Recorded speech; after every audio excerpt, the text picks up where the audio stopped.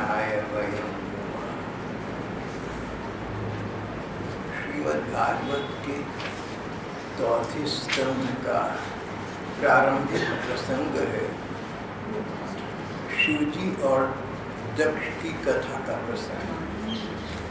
सृष्टि का आरंभ था। कदाचित पहला यज्ञ प्रयागराज इलाहाबाद में हुआ। ये वो समय था जब देवता मनुष्य सभी मिलकर लगभग रहती थी। यज्ञ का आयोजन उस समय दक्ष प्रजापति नाम के महापुरुष ने किया। यज्ञ में देवता भी आए, ऋषि मुनि भी आए, बड़े बड़े लोग आए। स्वयं दक्ष देर से पहुंचे। उनके पहुंचते ही सब देवता ऋषि मुनि सभी लोग उठकर खड़े हो गए। शिव जी खड़े नहीं हुए, कारण शिव जी ध्यानमग्न थे। शिव जी जहाँ भी आती जाती हैं, ध्यान भगवान का लगा रहता है। बहुत ऊंची स्थिति। सृष्टि के आरंभ में संसार की दृष्टि से दक्ष की बेटी का नाम सती था। सती का विवाह शिवजी के साथ हुआ था। शिवजी के न खड़े होने का दक्ष ने बहुत बुरा माना कि ये तो मेरे दामाद है, बेटी के बराबर है, शिष्टाचार नहीं है। बड़ा क्रोध प्रकट करा। शिवजी कुछ न बोले, उन्होंने कोई उत्तर नहीं दिया। तब दक्ष को और भी क्रोध आया। क्रोध में भरकर दक्ष ने श्राप दिया कि देवताओं में यज्ञ को देवताओं को यज्ञ में जो सम्मान का स्थान मिलता है, भेंट मिलती है, सामग्री मिलती है, भाग मिलता है, किसी भी यज्ञ में इस अशिव शिव को यज्ञ में भाग न मिले। मैं श्राप देता। शिव जी फिर भी शांत रहे। उनका मन तो भगवान की स्मरण था।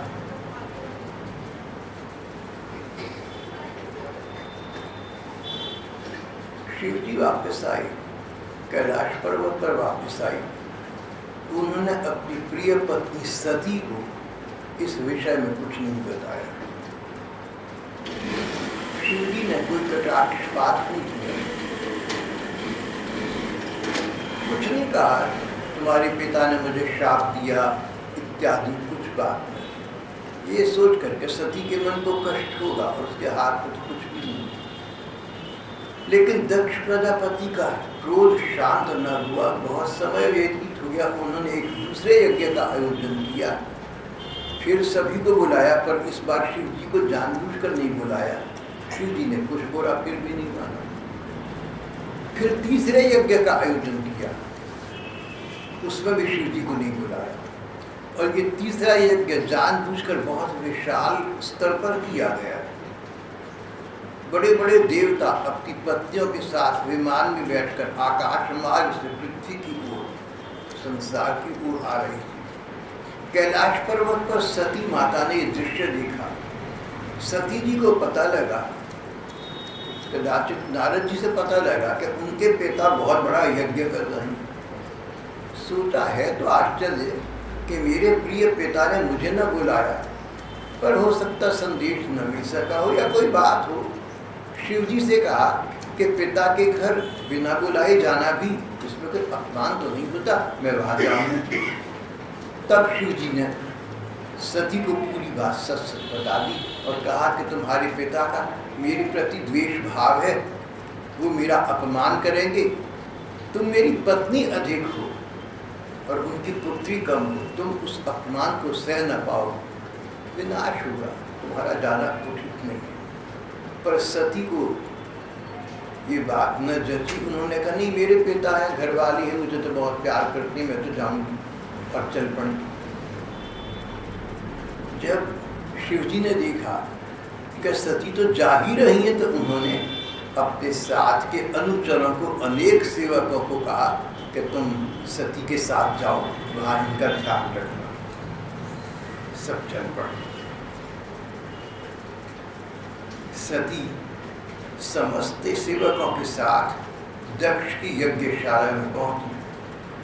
ब्राह्मण लोग उच्च स्वर से वेद ध्वनि कर रहे थे और मंत्रों का उच्चारण कर रहे थे। ब्राह्मणों में आपस में होड़ लग रही थी, सबसे ऊंचे स्वर में कौन बोली। सत्ययुग का आरंभ था, धर्म अपने पूर्ण पण पर स्थापित था, पर होड़ वहां भी हो जाती थी। सो भी ब्राह्मणों में कौन जोर से बोले, कौन ऊंचा बोले, किसका अधिक सम्मान। वहां पहुंचने पर पिता के द्वारा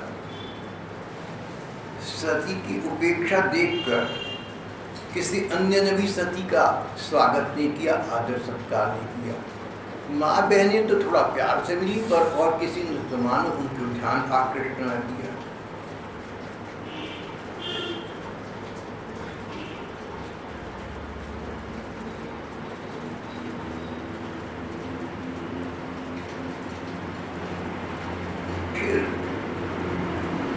यज्ञ मंडप में अपने स्थान पर स्थित होने पर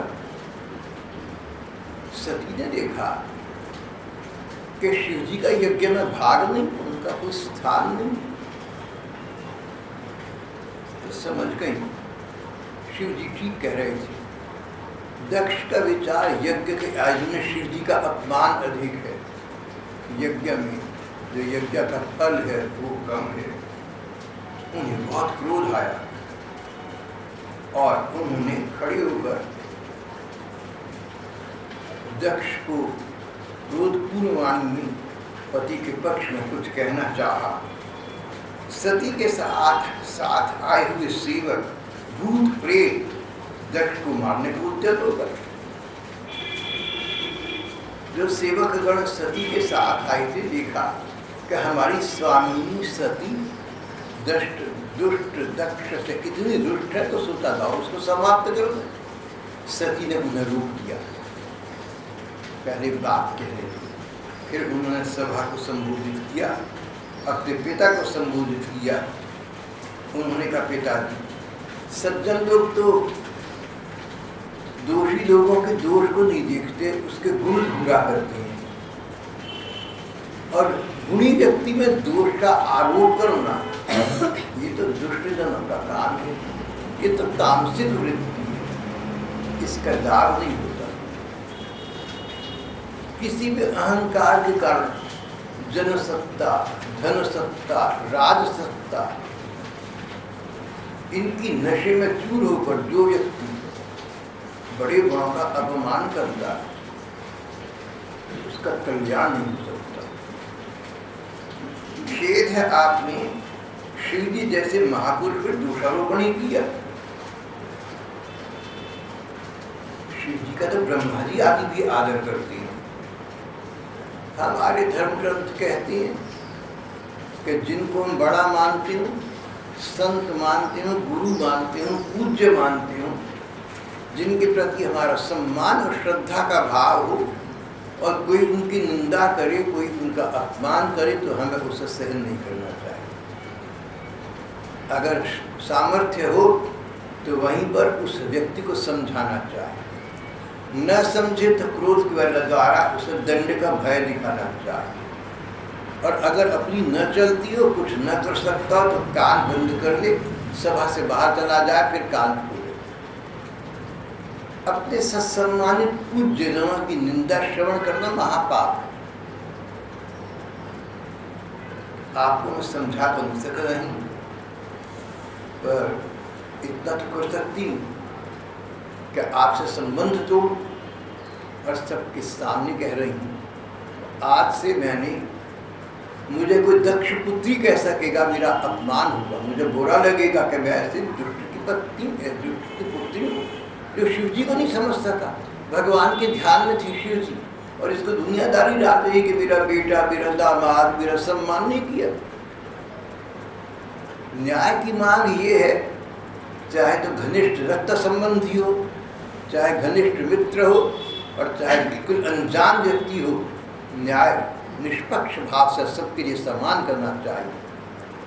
मैं तो यहाँ पर स्वयं बिना बुलाए आ गई थी, इसीलिए कि पिता क्या सम्मान, क्या असम्मान।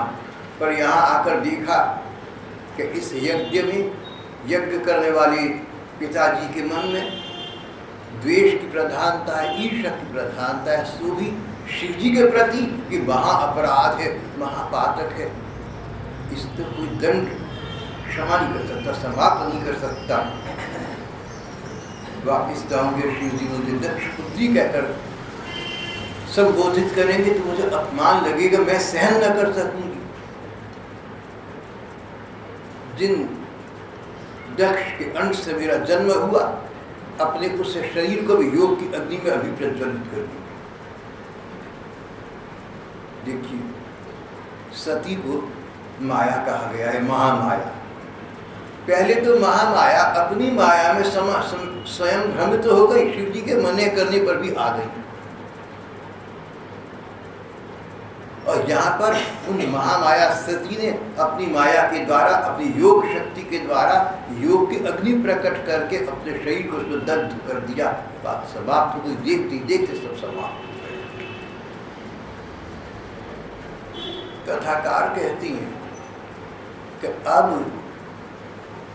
अब पहले जब शिव जी का दक्ष ने अपमान किया तो किसी ने कुछ कहा नहीं था, सब चुप रही थी। लेकिन आज जब अपनी पुत्री को यज्ञ की अग्नि में भस्म होते देखकर भी पिता ने रोका नहीं, तब सबको बहुत बुरा लगा, नहीं सहन कर सके, सबने खुले स्वर में दक्ष की निंदा की। अरे कम से कम पुत्री का धर्म तो निभाता।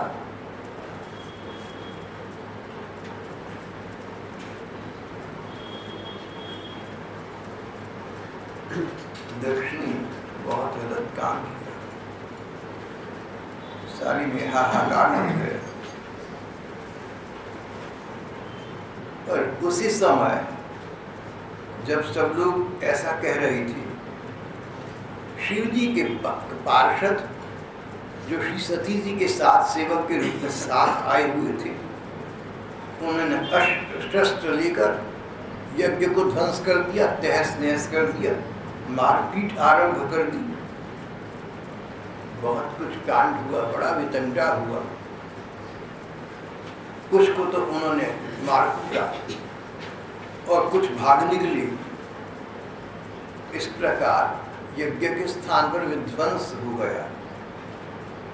नारद जी से शिव जी को पता लगा सारे कांड का, और ये कि उनकी प्राण प्रिया पत्नी सती ने उनके लिए पिता के घर जाकर अपने प्राण त्याग दिए। उन्हें अब क्रोध आया। देखिए, यहाँ पर शिव जी भगवान हैं और सती उनकी भक्ता है। भगवान को अपने को भगवान का अपमान करो तो भगवान क्षमा कर देंगे, लेकिन भक्त का अपमान करो तो भगवान क्षमा नहीं करते। स्वयं शिव जी का अपमान हुआ, उन्होंने कुछ नहीं कहा, पर भक्ता सती का अपमान हुआ, इसको उन्होंने बहुत अनुचित समझा, अनुचित सिद्धांत समझा। शिव जी तो सर्वसमर्थ है। उन्होंने उसी समय अपने योग बल से एक विशाल काय दानव प्रकट किया। भूत प्रेतों का मानो वो मालिक हो, स्वामी हो,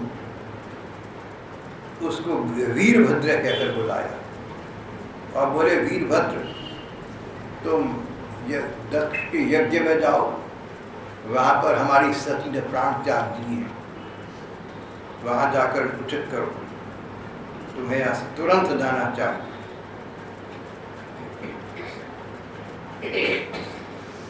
मेरे पार्षदों का अधिनायक बनकर तुम तुरंत वहाँ जाओ, दक्ष को और उसके यज्ञ को नष्ट कर दिया।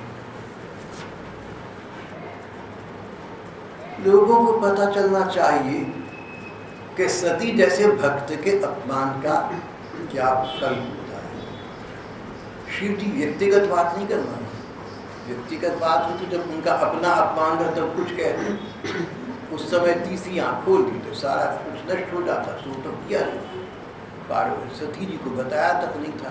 पर जब उनके पक्ष में उनके भक्तों ने प्राण त्याग कर दिए और उसके अपने पिता ने उसको रोका तक नहीं, बोले ये तामसिक है, ये यज्ञ उचित नहीं है, इसको ध्वंस कर दो, नष्ट कर दो। वीरभद्र विशाल काय दानव, भयंकर आकृति, दक्ष की यज्ञशाला में पहुंच गया और शिव जी के अन्य सेवकों के साथ मिलकर यज्ञ का ध्वंस कर दिया, यज्ञ को समाप्त कर दिया। तोड़-फोड़ बहुत, किसी के किन्हीं के यज्ञ के पात्र फोड़ लिए, बर्तन फोड़ लिए, किन्होंने यज्ञ की जो अग्नि प्रज्वलित हो रही थी उनको बुझा दिया, किन्हीं ने, शिव जी के किन्हीं सेवकों ने यज्ञ कुंडों को अपवित्र अशुद्ध कर दिया, वेद की सीमा के सूत्रों को तोड़ डाला, उपस्थित जनों को लोग धमकाने लगे। फिर इन्होंने भृगु ऋषि को बांध लिया। भृगु ऋषि को दक्ष ने यज्ञ का अध्यक्ष बनाया था और जब दक्ष ने शिव जी का अपमान किया तो गुरु होने के नाते भृगु जी को कहना चाहिए था, पर उन्होंने तो उल्टा उकसावा दिया था। आप शिव जी की सेवकों ने भृगु ऋषि को बांध लिया और अन्य 3 जने, एक था चंडीश और एक था भगदेवता, उनको पकड़ लिया। प्रजापति दक्ष को कैद कर लिया, भृगु ऋषि को बांध लिया, प्रजापति दक्ष को कैद कर लिया, उषा को और भगदेवता को पकड़ लिया। शिव जी के पार्षदों की भयंकर लीला देखकर तथा उनके कंकड़ पत्थरों की बाढ़ से दुखी और ठोकर और तंग आकर जितने भी ऋत्विज थे, सदस्य थे, देवता लोग थे, ऋत्विज यज्ञ में भाग लेने वाले थे, सब भाग खड़े हुए। वीरभद्र को भृगु जी पर विशेष क्रोध था, उसने इनकी दाढ़ी मूछ नोच दी, क्योंकि इन्होंने सभा में मूछे ऐंठते हुए शिव जी का उपहास किया था। मुझ पर दाव देते हुए शिव जी के अपमान को इसने सहयोग दिया था। इन्होंने क्रोध में भरकर भग देवता को पृथ्वी पर पटक दिया, क्योंकि इसने भग देवता ने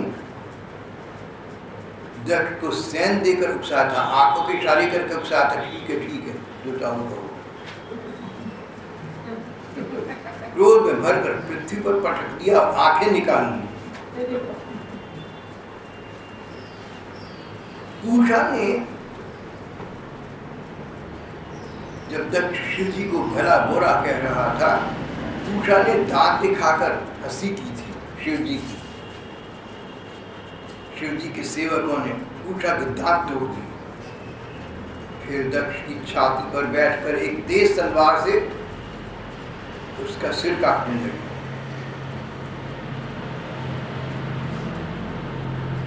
और अंततः दक्ष प्रजापति का सिर धड़ से अलग कर दिया। स्पष्टतः 2 वर्ग बन गए।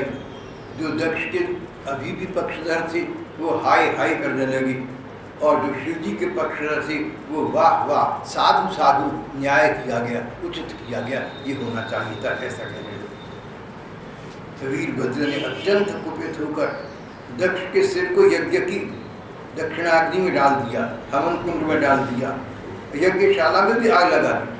पहले तो उसका सिर काट दिया, फिर सोचा कि तंत्र मंत्र को दोबारा जोड़ना दी, तो सिर को यज्ञ की अग्नि में डाल दिया ताकि जलकर आग हो जाए। फिर भी और कुछ ना हो सके तो यज्ञ की जो स्थली थी, मंडप था, यज्ञशाला में आग लगा दी। इस प्रकार पूर्ण विध्वंस करके शिव जी के गण शिव जी के कैलाश पर्वत को लौट आए।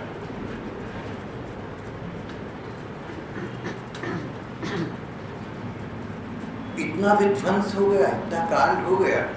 अब देवता डरे हुए ब्रह्मा जी के पास गए। इस तीसरे यज्ञ में ब्रह्मा जी नहीं आए थे और सब देवता आ गए थे। जब ब्रह्मा जी ने पहले यज्ञ में शिव जी का अपमान सुना तो वो इस यज्ञ में नहीं। अब देवता भागे हुए ब्रह्मा जी के पास गए।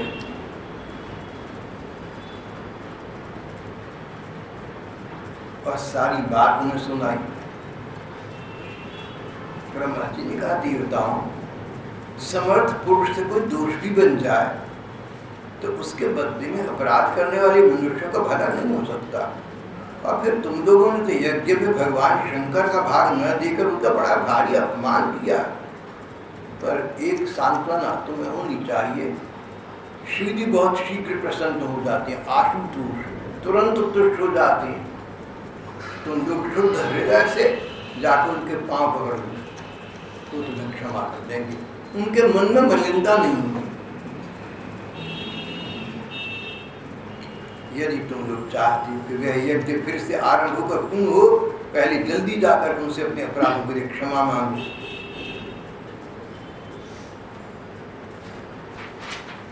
उन्हें शांत करने का और कोई उपाय नहीं। देवताओं ने कहा कि ब्रह्मा जी आप भी साथ चलिए ना। देवता तो अपराधी थे क्योंकि उस यज्ञ में भाग ले रहे थे और ब्रह्मा जी नहीं आए थे। बोले ब्रह्मा जी आप साथ चलिए, ऐसा ना हो मैं देखते शिव जी और तीसरे नेत्र दृष्टि से मैं ध्वंस करने बात सुनेंगे।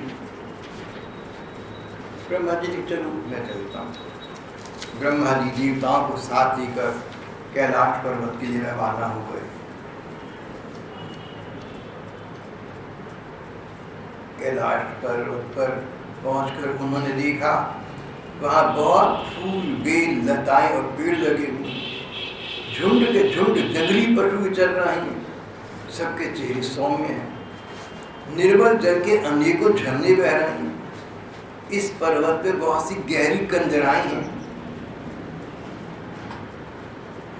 चारों ओर पशुओं और पक्षियों के स्वर आ रहे हैं।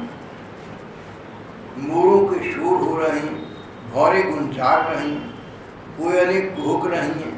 अन्य पक्षियों के कलरव से ये स्थान गूंज रहा था।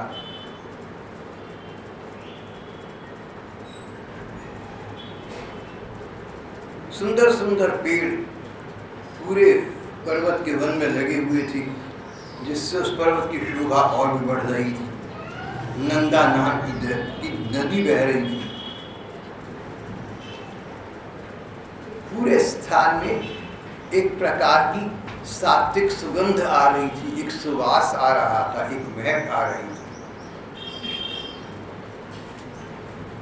इस प्रकार कैलाश पर्वत पर पहुंच गए। पर्वत की शोभा को देखते हुए देवतागण आगे आगे चलते गए। बहुत दूरी पर जाकर उन्होंने एक वट वृक्ष को देखा। एक वट वृक्ष देखा। ये वट वृक्ष बड़ा विशाल था, बड़ा घना वृक्ष था। इतना घना, इतना विशाल कि वर्षा हो तो पानी की एक बूंद इसकी शाखाओं से कर नीचे नहीं आ सकती थी। और नीचे शिव जी बैठे थे, नारद जी बैठे थे और कुछ ऋषि मुनि बैठे थे। शिव जी उनसे भगवत चर्चा कर रहे थे, मानो कुछ हुआ ही ना हो।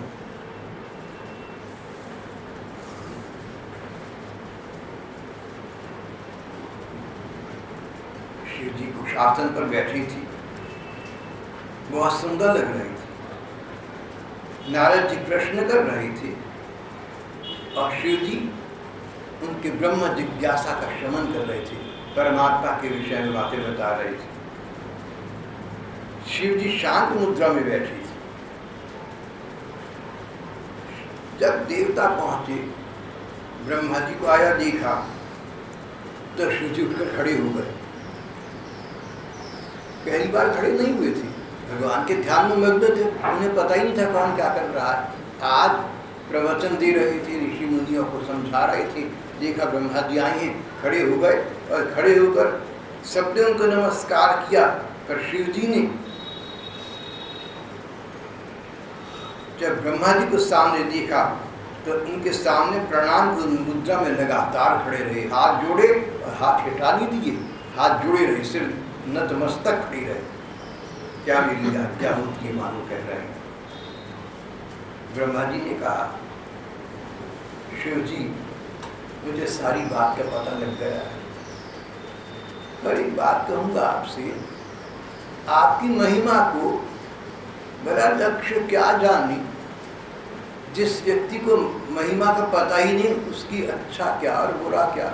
सच बात है कि इन देवताओं को सुख भोगों से फुर्सत नहीं मिलती, आपके ब्रह्म तत्व का इन्हें भी ज्ञान नहीं है। और भी अधिक कहूँ ना तो मैं भी आपकी महिमा को पूरा पूरा नहीं जानता, पर इतना जानता का महामहिम है, आप साक्षात भगवान।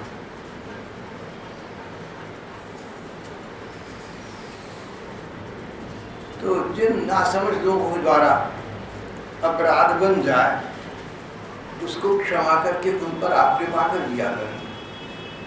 हम तो इसलिए प्रार्थना करने आए हैं कि आप ऐसा कीजिए जिससे दक्ष फिर जी उठे, भग देवता को नेत्र मिल जाए, भृगु जी के दाढ़ी मूछ आ जाए, पूषा के पहले के समान दांत निकल आए और यज्ञ निर्विघ्न समाप्त हो जाए। शिव जी ने सुना बात को, बड़े सरल भाव से बोले, ब्रह्मा जी, भगवान की माया से जो लोग मोहित होकर गलत पलट कर रहे हैं, गलत काम कर रहे हैं, दुर्वाणी बोल रहे हैं, मैं उनकी न चर्चा करता हूँ न चिंतन करता हूँ। शिव जी ने कहा, देखिए बड़ी गंभीर बात है, माया से मोहित हुए नासमझों की, माया से जो नासमझ लोग हैं माया से मोहित है, इनको पता ही नहीं कि अच्छा बुरा क्या है, अकल नहीं है, आत्महित का विचार नहीं है, इनको अपनी समझ नहीं है, अपने भले का पता नहीं है, मैं इनकी बात का क्या बुरा बात है। संसार में आज भी नासमझ लोगों की बड़ी भीड़ है, हमारे पास, आपके पास ऐसे नासमझ लोग आए, अज्ञानी लोग आए जो अब तक ज्ञानी समझकर बहुत बातें करें, टूट पटांग बोल जाए, तो बुरा मत मानना, क्रोध मत करना, तर्क भी मत करना, समय नाश मत करना। शिव जी बोले, माया से मोहित अज्ञानी जनों की न तो मैं चर्चा लोगों के बीच में बैठकर करता हूँ और एक आत्मा में चिंतन करता हूँ, उनके बारे में सोचता भी नहीं, वही प्रकांड, वही कांड समाप्त। मैं वहाँ से आया, भूल गया, मानो कुछ हुआ नहीं। आप लोग इतना कह रहे हैं तो ये है कि दक्ष प्रजापति का सिर जल गया है, उनकी बकरी का सिर लगा दो।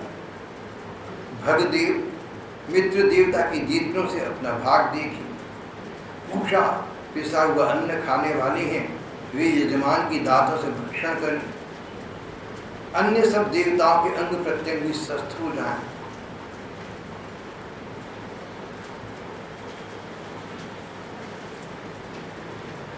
भृगु जी के बकरी की दाढ़ी मूछ हो जाए, बस इतना कह सकते। भगवान शंकर ने कहा था, जैसा जैसा सबने ठीक वैसा वैसा किया। दक्ष की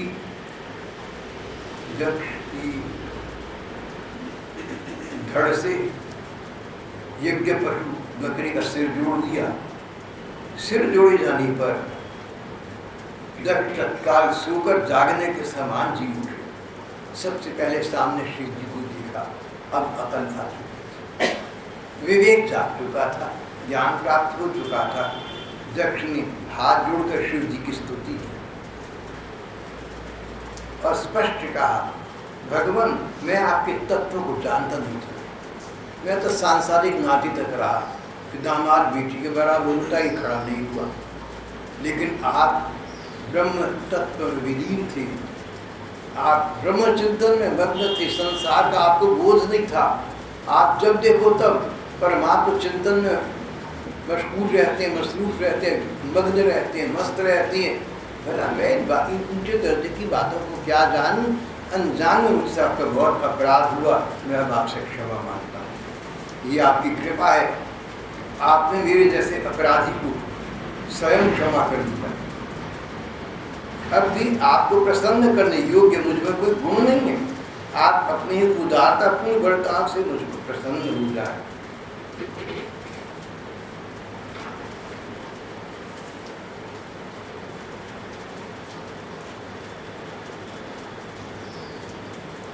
शिव जी ने मुस्कुराकर बात को समाप्त कर दिया, दक्ष के अपमान, दक्ष के अपराध को क्षमा कर दिया। इस समय देखते देखते साक्षात अखिल ब्रह्मांड नायक परमात्मा भगवान विष्णु प्रकट हुए। जब भगवान देखते हैं कि उनका कोई भक्त अनंत अगाध सहन शक्ति रखता है, अपराधी के अपराध को क्षमा कर सकता है, भूल सकता है, तो मानो भक्त का, भक्ति का, भगवान का महत्व बढ़ जाता है। ऐसे भक्त से भगवान प्रसन्न होते हैं, भगवान विष्णु स्वयं प्रकट हो गए।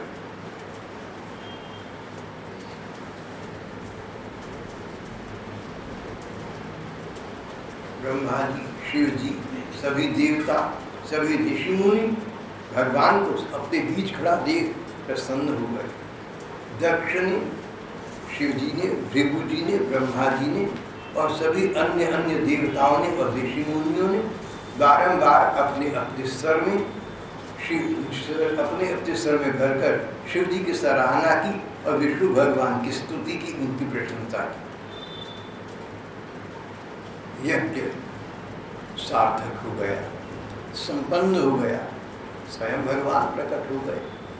भोक्तारम यज्ञ तपसाम सर्वभूत महेश्वरम, सब यज्ञों के भोक्ता तो भगवान ही है और यज्ञ भगवान स्वयं प्रकट हो गए थे, सब प्रसन्न हुए।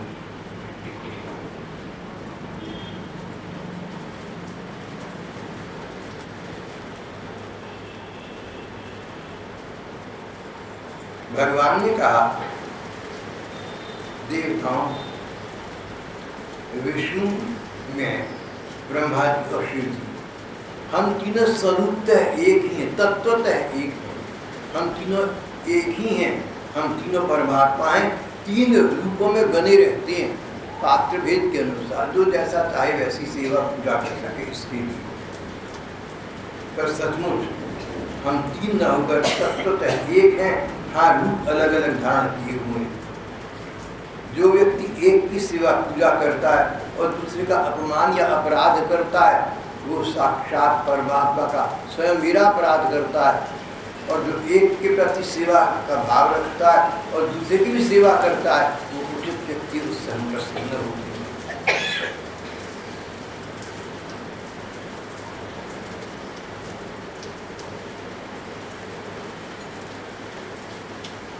अब सबने देखा, दक्ष ने शिव जी को श्राप दिया था यज्ञ में आपको भाग न मिले, और बात के यज्ञ में दिया भी नहीं था, निकाला नहीं था। आज उस दक्ष ने शिव जी का सबसे अधिक भाग निकाला और सम्मानपूर्वक सबसे पहले उनको प्रणाम किया।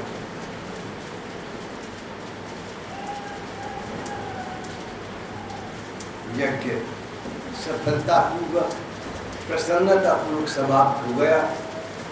दक्ष प्रजापति को सबने आशीर्वाद दिया, तुम्हारी बुद्धि धर्म में स्थिर रही, तुम्हारी बुद्धि धर्म में स्थिर रही, तुम्हारी बुद्धि धर्म में अस्थिर हो गई थी, तभी तो शिव जी का अपमान कर बैठे। भगवान तुम्हें ऐसी सद्बुद्धि देगा, आगे ऐसा न करो, धर्म में तुम्हारी मर्यादा बनी रही। उसको आशीर्वाद और शुभकामनाएं देकर देवता लोग स्वर्ग को चले गए।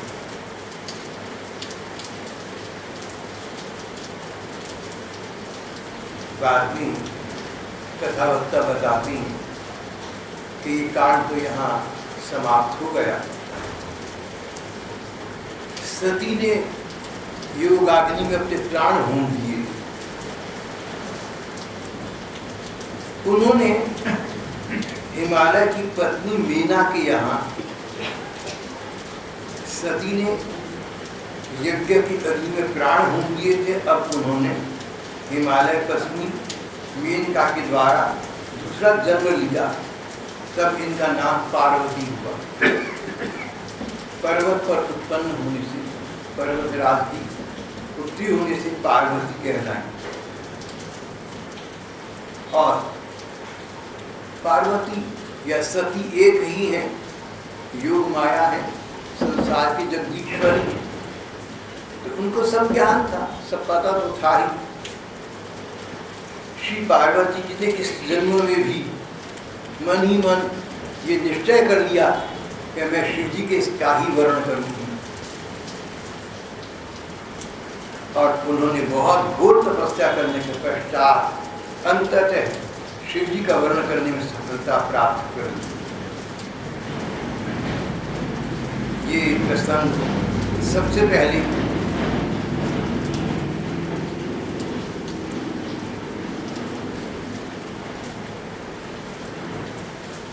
बृहस्पति जी ने अपने शिष्य परम भागवत उद्धव जी को सुनाया था, और फिर उन्होंने अपनी विश्वास पात्र सुयोग्य पात्रों को सुनाया, और इस प्रकार श्रृंखलाबद्ध होता हुआ कालक्रम से वो प्रसंग हम तक पहुँचता है। यथा श्रुतम यथा गृहीतम, पहले ने दूसरे को सुनाया, जैसा सुना था, जैसा समझा था, फिर जैसा व्यक्त कर सका वैसा सुनाया। दूसरे ने जो सुना, जो समझा और जैसी उसकी व्यक्ति अभिव्यक्ति की शक्ति थी वैसा सुनाया, कुछ ना कुछ अंतर आता रहा होगा। जो बातें एक दूसरे से सुनकर फैलती हैं उनमें कहीं ना कहीं अंतर अपने आप आता जाता है। किसी ने किसी से बात सुनी, उसने किसी को बताई, उस किसी ने आपको बताई, आपने आगे किसी को बताई, थोड़ा थोड़ा भाषा का अंतर होता जाएगा। और जहाँ बात जाकर ठहरी बात तक हो सकता है, बहुत कुछ बात में बदलाव अनजानी में आ गया। बहुत से विद्वानों का कहना है कि हमारे धर्म ग्रंथों के विषय में ये बात बहुत लागू है। सृष्टि के उद्भव काल में जिन वेदों का, पुराणों का और श्रुतियों का जिस प्रकार का विकास प्रकाश हुआ था, क्योंकि ये सब श्रुति हैं, एक ने दूसरे को सुनाई, दूसरे तीसरे को, तीसरे से, तो लाखों वर्षों में हो सकता है जो मुख्य कथा थी या मुख्य सिद्धांत था उसका रूप कुछ बदलकर ग्रंथों में आज के ग्रंथों को लिखित हुआ हो, ऐसा संभव है।